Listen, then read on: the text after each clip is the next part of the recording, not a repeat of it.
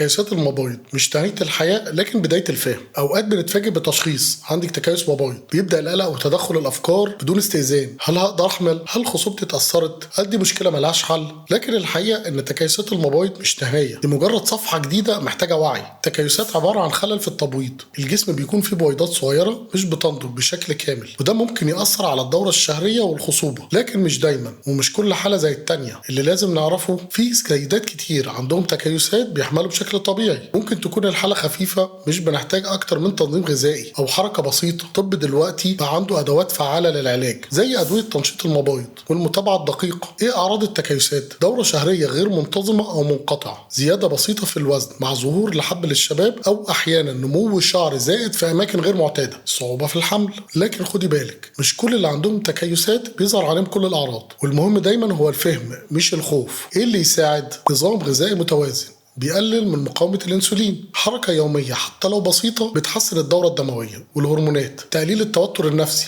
لأنه بيأثر على كل شيء، متابعة مع الطبيب علشان نرسم خطة علاج مناسبة. وفي النهاية تكيس المبايض مش نهاية الحياة، بالعكس هي دعوة إننا نعرف جسمنا أكتر ونرعاه، وإن مع الوقت والمتابعة في حلول، في أمل، وفي حلم بيقرب كل يوم.